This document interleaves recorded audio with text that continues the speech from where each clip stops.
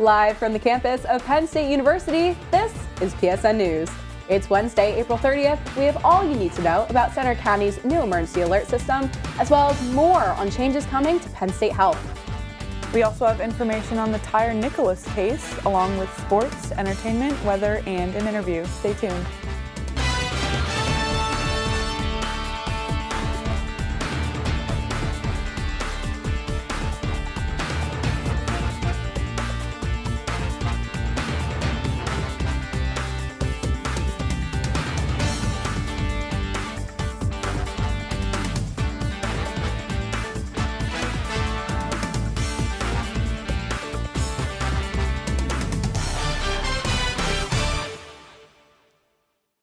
Thanks for joining us tonight. I'm Alicia Ernst. And I'm Grace Eckerle.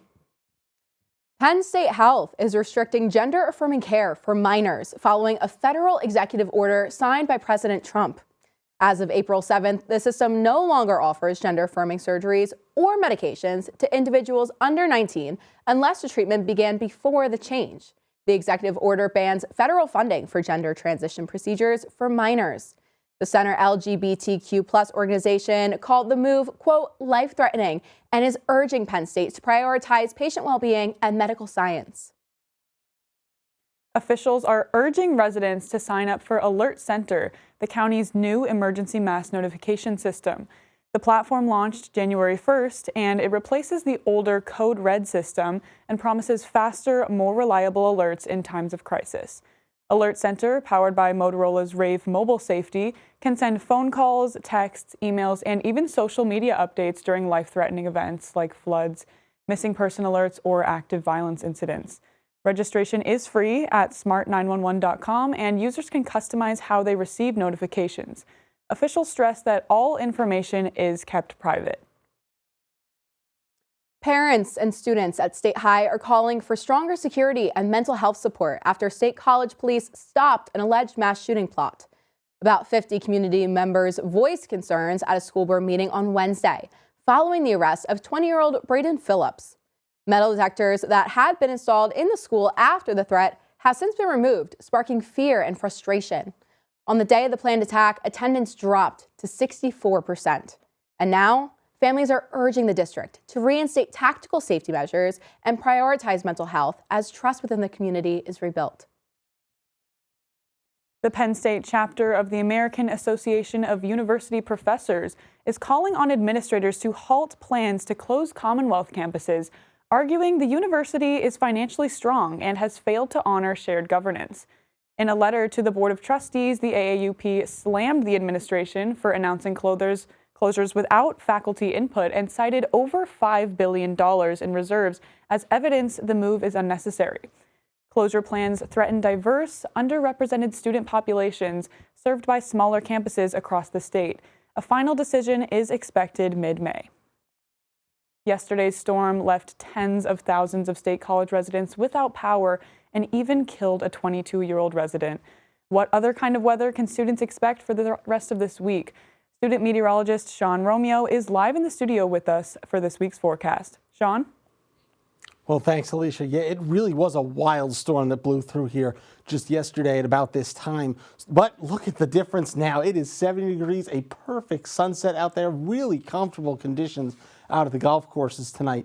In fact, dew points at 25. What a great spring evening, especially compared to 24 hours ago. What a complete change of fortune. Unfortunately, there is more rain on the horizon here in State College directly. Some temperatures around the region. It is 70 in State College, so cooling off nicely here. 65 up in the mountains of Altoona, and it is still in the upper 70s as we look down towards southeastern Pennsylvania. Across the state, though, temperatures are going to be a little bit warmer as we look down again into the southeastern portion. 77 up in Philadelphia. Cooling off up in Erie, it is 50 degrees up there, so a nice comfortable lake breeze starting to roll in. So a comfortable evening generally across the state, especially compared to yesterday. Complete change of fortune when it comes to that. As we look at the 12-hour temperature outlook, it will drop off into the 40s tonight, getting down to low 40s, 44 or so by the time we get to early morning hours.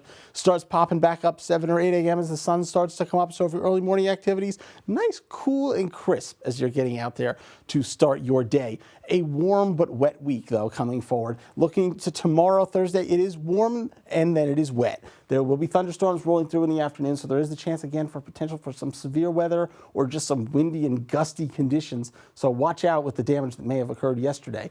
It gets up to about 77. Friday, closer to 80, but it'll be showers and storms mixed throughout the day. So it will be sort of this pattern of on and off rain, but a warm day in general.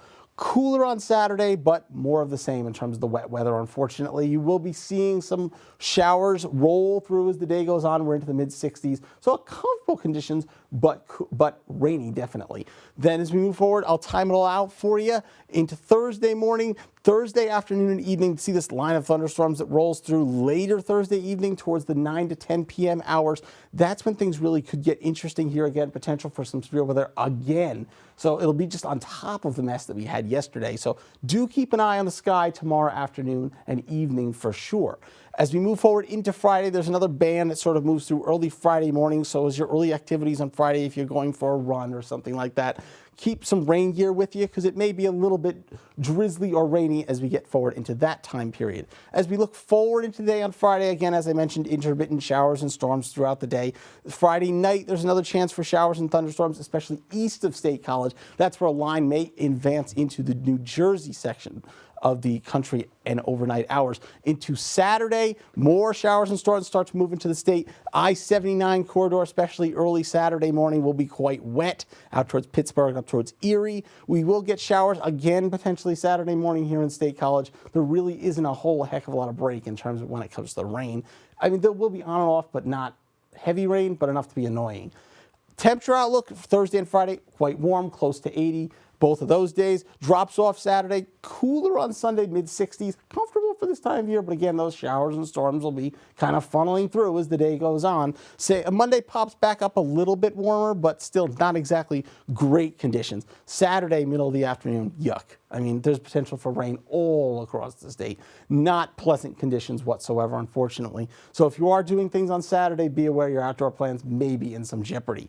Moving forward into Sunday, same story, potentially even heavier rain on the eastern half of the state. So once again, outdoor plans may be in trouble throughout the day on Sunday. So have a backup if you do have something that is going on outdoors on Sunday. Monday, later in the day, especially, there's a chance for some rain to move in again after a slight break. So it will just be this pattern of showers and storms, pretty consistent as we look forward into next week, maybe starting to dry out by Wednesday of finals week. So that may be the time you can finally get outdoors and maybe enjoy some of the spring weather. Still not really an end, though, to this wet weather. Even by Saturday, 7 p.m., it's still kind of wet out there. An uneventful evening tonight, thankfully, after the mess that was yesterday. Gets down to about 47, as I mentioned, so it'll be cool and comfortable out there, calm winds. So pretty easygoing night for sure, weather-wise here in State College. Tomorrow, again, as I mentioned, warm, then potential for some thunderstorms, especially in the evening. So keep an eye on the sky. There is potential for that weather. So just keep in mind if you are going outside what the situation may be.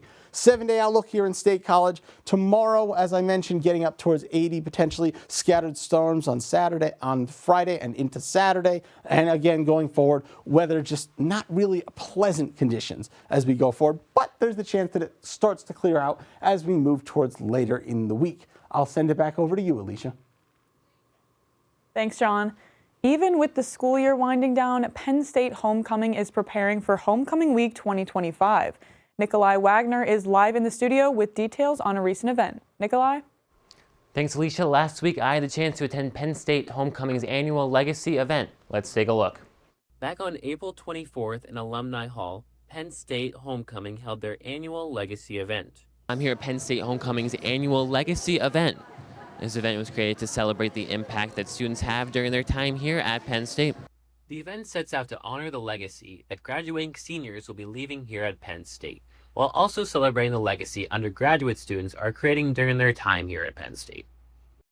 It was a time to rewind and relive the time each student has spent here at Penn State. And students could enjoy free food, a photo booth, a mechanical bull, and much more. My name is Daniel Rose, and I'm here with Homecoming. I'm one of the MCs for Homecoming 2025, and we are here for the Legacy event. So what we're doing is kind of just having a celebration of everything Penn State and of our seniors. We have different tables from different organizations, a bunch of fun things so like photo booth, making spin discs, leaving your legacy here. We have a poster that we'd like everyone to sign, and a mechanical bull, and just a bunch of nice fun things for our students to celebrate Homecoming, celebrate Penn State. During this event, they also revealed the 2025 Homecoming logo with the previously announced theme of Find the Glory in Your Story. It was a fun time. I even got to paint a spin disc. It did not turn out great because I am no artist, but it was a great time nonetheless. Now over to Sophia Koch with the latest in sports. Thanks, Nikolai. I'm Sophia Koch with your sports update. Yesterday morning, the NACDA announced that Penn State women's golf Jamie Morris was named the inaugural All-State NCAA Good Work Spring Team.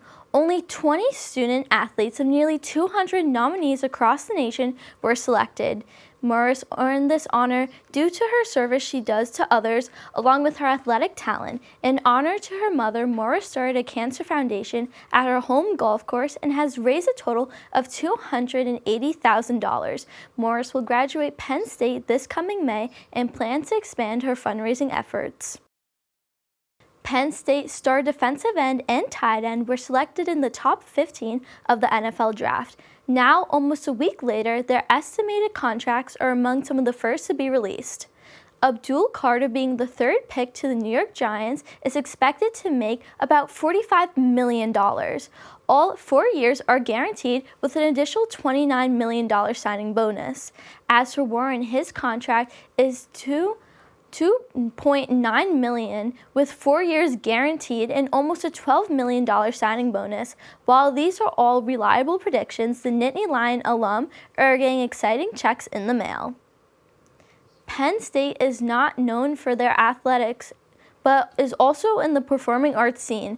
Sophia Tabernet is live in the studio with details on a recent showcase. Sophia? Thanks, Sophia. Last weekend, I had the opportunity to attend the Nittany Dance Project's highly anticipated annual showcase in the Hub. The event featured an impressive range of dance styles and choreography. Let's take a look.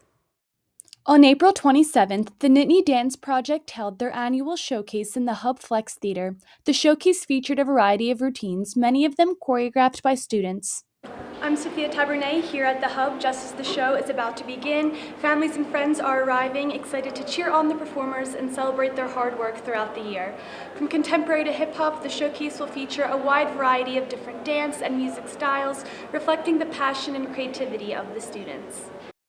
Founded in 2021, the Nittany Dance Project was created by a third-year student who was passionate about embracing her love for dance. The organization is special because it gives members the opportunity to immerse themselves creatively and choreograph a dance in any style they choose. The showcase opened with an upbeat jazz routine before transitioning into a series of contemporary pieces. Several of the performances paid tribute to famous musical artists such as Britney Spears and Tate McRae.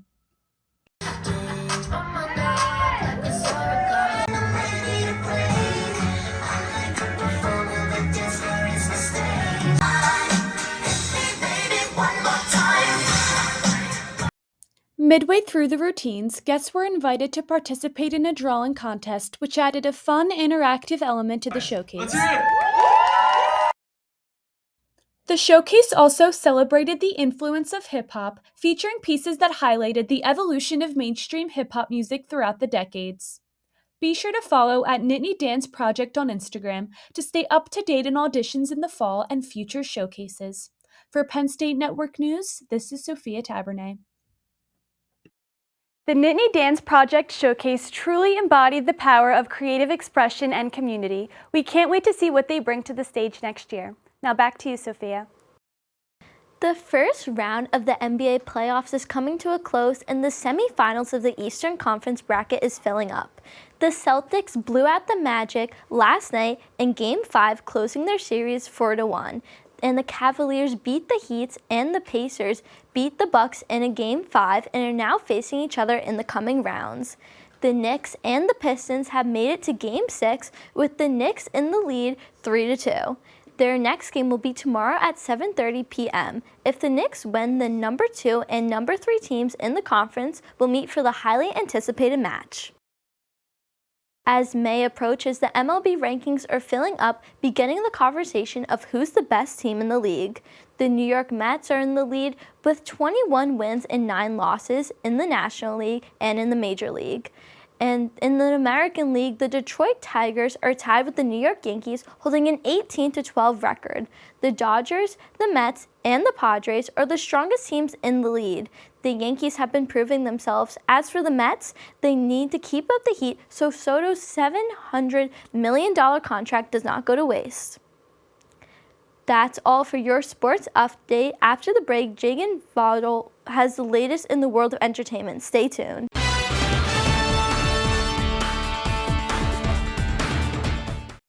Welcome back to PSN News. I'm Jaden Vogel with your entertainment update.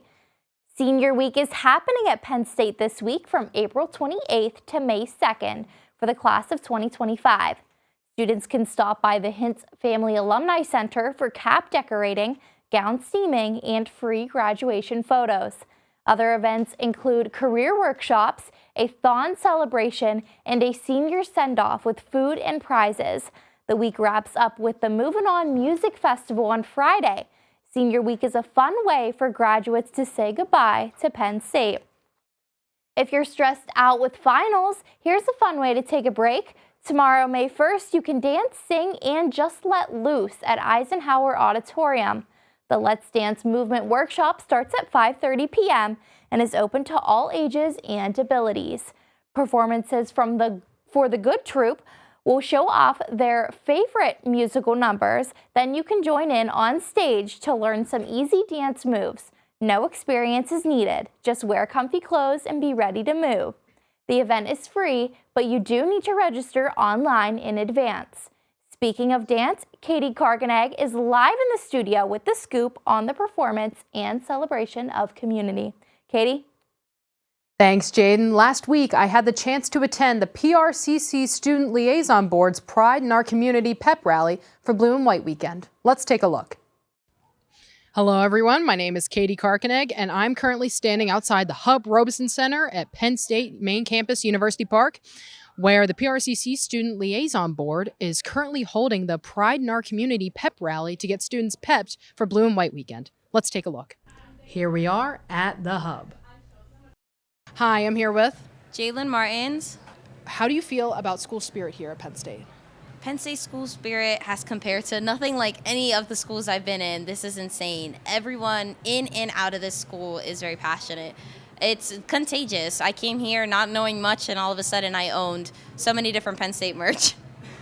That's exactly how it happened for me, and I'm sure that's how it happened for so many other students. Yeah. Well, thank you so much for your time here, and I think it's time to enjoy the pep rally. Thank you. Hi, I'm here with Layla Seneca. Layla, can you tell me a little bit about the group you're performing with today? Yeah. So I'm the president of Urban Dance Troupe. We are Penn State's first official hip hop team, and we are currently have the title of Penn State's Best Dance Crew. We're an audition-based team. We audition each semester, and we take any dancer, any level, basically anybody who loves to dance, and we think will match our vibes. You get to be on our team, and it's always super fun. Yeah. That's a great title to hold. Congratulations. Yeah, thank you. How did you feel about the performance you just did? I feel really great about my last performance. Well, that's my last performance with UDT. I feel so grateful and appreciative every year of the PRCC hosting the POC Pep Rally and allowing us to perform in it. The energy is always so positive and so fun. Everything about the day, from start to finish, the POC Pep Rally is one of my favorite performances we do throughout the whole year, and tonight it was the same way. Well, your group was radiating that positive energy. Thank you so much. Thank you. The pep rally was full of fun, laughter, and love. The next PRCC Student Liaison Board event will be in the fall. Back to you, Jaden. Thanks, Katie. In national news, Netflix just dropped a new season of You. The 5th and final season premiered on April 24th, and it follows Joe Goldberg as he tries to leave his dark past behind and start fresh. But as always, his past doesn't stay quiet for long. This season introduces new characters and twists that will keep you on the edge of your seat. Actor Penn Badgley returns in his iconic role, and the season is already making waves online. All 10 episodes are now streaming, so grab some popcorn and get ready for the final chapter of Joe's story.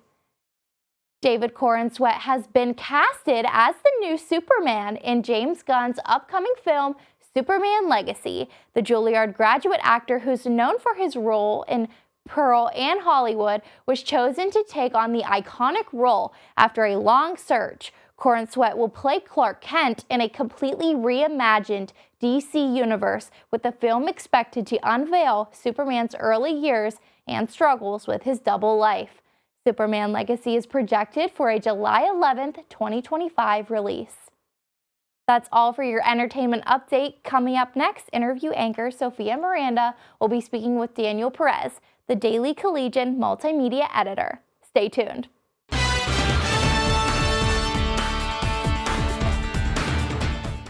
Welcome back to PSN News. I'm Sophia Miranda. I'm joined by Daniel Perez, the Daily Collegian multimedia editor. Obviously, thank you so much for coming in tonight, Daniel.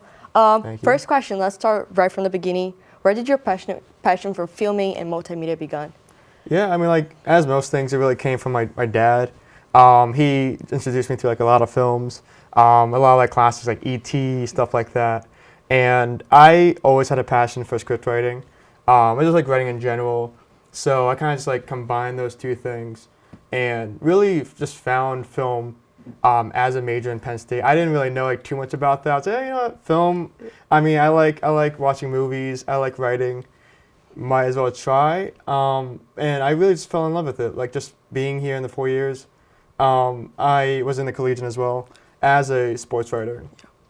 And then that kind of just, like, changed when I switched to multi. And then I really found just, like, my passion for, like, filming, video, and then also just, like, creating a story. Yeah, amazing. Obviously, you talked about the Collegian. Next question is basically that. So you're currently a media editor, but you have written about softball and everything. So how did you get to know the outlet and started on it?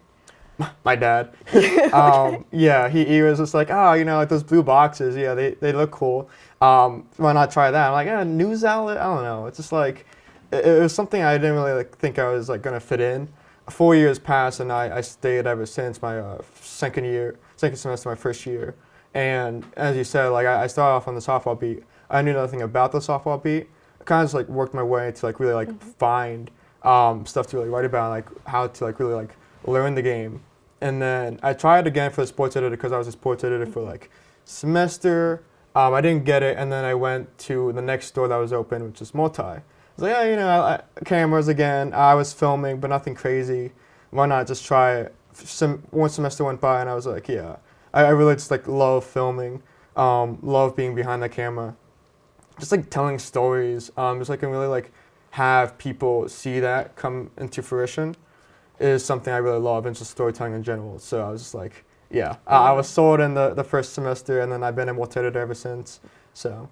Yeah, no, amazing. And obviously, last semester, I don't know about years before, but you were able to like just go through with the football beat and go to games, travel. So how was that, and how that impacted your career? It was definitely a big impact because I remember Success in the City. I mentioned I was like at the Big Ten championship game, and then I was also at the other game with Notre Dame, and they were like, oh wow, like the Orange Bowl, like that's pretty big. Especially for me because I'm a film student, but I also went to these games. So it definitely gives me like a higher leg in comparison to like other film students. But I think the best moment was actually that Big Ten championship game, Penn State versus Oregon. That was just a great game in general, but it was also just like an awesome feat just to really be on that field, the Indianapolis Colts. And I was just like really trying to take it all in. I even like wore like my grandpa's shirt who like passed away 2 years ago. I really always wear that shirt just to like have just whenever I do like a great thing, just so like I know he's always with me. So I had it there as well, and I knew I was not going to mess up and like film that game. I'll say I feel like I did pretty decent with that game, but yeah, that was definitely my biggest highlight there, and an awesome season. No, amazing. Obviously, I've like learned about you like throughout because I'm also in multimedia, so just seeing your work, you're amazing. But obviously, you took a trip to Mexico, and we're talking about culture, family. How was creating Passion, and how that impacted your career and just like in general, like being able to showcase your culture? Yeah, I'll try and keep it short. I mean, it was something that I just didn't think I was going to do at first. The idea really came just for soccer, but like Mexico, I was just like, I don't know really much about like what I could get my hands on, and then someone picked it up, saying like his brother was into soccer, so I was like, oh, okay, great, so let's just do that. When I got there, it was like the last hour before we started, something just told me it was just not right. I don't know why. I just felt like the personal connection wasn't really gonna be there with me and like this other guy's brother. And I just thought like my grandpa, like the heritage of really like passing soccer down. My dad obviously got me into soccer. He coached me for like 2 years, and I was just like, I wanted to really cover something that was like so rich in soccer and like make me be like the face of that. And I just fell in love with this like doing that around myself. I mean, it was really like just the next couple of days just really trying to like figure out like a story, and then found myself like actually playing against some people there. So it was really fun, but also like super exhausting. But yeah, it was just a great time. Yeah, perfect. I mean, you also just released your director, filmographer, reel. Mm-hmm. So how was it like looking back into everything that you've done and just reminiscing everything? And obviously you're a senior, so just looking back to it, how was it? Yeah, definitely exhausting. I mean, this year, I kind of like pushed myself, especially like the semester. There was like 4 or 5 films I just wanted to like do. 2 of them were like passion projects, but each one of them I really just try and like learn from that. With whatever critiques I get, whether it's like on myself or with someone else. I will say I'm like pretty hard on myself, and I'm just like I see something, I'm like instantly like, yeah, I could do that better. And even with my upcoming movie, The Frat, I'm just like, I know this stuff I could do better when I'm gonna see it this Sunday, but it's also just like proud that I'm able to just constantly just keep improving, because that's really all like college is about, just like a learning curve. And I know I'm gonna find some things I could take away from the Frat, but also things I'm really proud of, and things that I realized I was not able to accomplish my first year. And it really took me like these couple of years to really like grasp like all the film, because there's a lot of things that go on, especially lighting, which I was terrible at in the beginning. I think I got a decent grasp of it now, but again, nowhere near like an expert. So No, amazing. And last question, obviously you talked about The Frat. How is it, how you're expecting to see it on State Theater, just playing around? And obviously, how did you manage to like close out your season here at Penn State with that? yeah, I mean, that's probably gonna be my best moment seeing that in State Theater, because my parents are coming up as well. I'm probably gonna try and wear my grandpa's shirt again, just again because it's like such a great feat that I've been able to accomplish, especially State Theater, which was something I really wanted to do ever since I saw the last senior films premiere there. But yeah, I think it's a good recap of what I've done here, just not really like knowing too much about film, and then really just like find my legs and just like perform, or like making this really come true. So I'm excited for it to perform. And yeah, I'm excited just for them to see it. Yeah, amazing. Thank you so much for coming. Obviously, check out The Frat. So now stick around, because coming up next, Grace and Alicia will have the latest news from across the nation.